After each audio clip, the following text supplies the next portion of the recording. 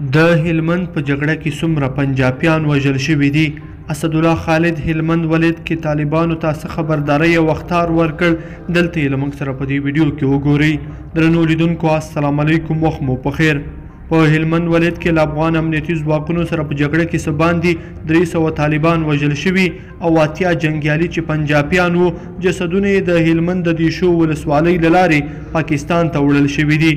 د طالبانو لسګونه مړي لا هم د جګړې په ډګر کې پاتې دي او ټپیان یې د هلمند د مساقلا ولسوالۍ روغتون ته او د دیشو ولسوالۍ له لارې پاکستان ته اړول شوي دي. دا په داسې حال کې ده چې د افغانستان ملي دفاع وزارت سرپرست اسدالله خالد وایي که طالبان سولې ته غاړه کېنږدي او لا هم د جګړې لپاره سرزوري وکړي نور به هم وځپل شي. اسدالله خالد هلمند ولایت ته په سفر کې افغان امنیتي ځواکونو ته په وینا کې ویلي چې د افغانستان زړور ځواکونه د هیواد د لویش خاورې دفاع کولی شي او په هلمند ولایت کې هم امنیتي ځواکونو طالبانو ته غاښ ماتونکی جواب ورکړی دی.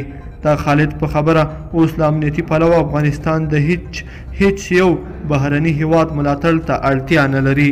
درنو لیدونکو په دې هیله چې دا ویډیو به مو راسره تر پایه پورې لیدلې وي. که مو دا ویډیو خوښه شوې ویډیو لایک کړئ د سره او چینل سبسکرایب کړئ. تر بیا ښه وخت.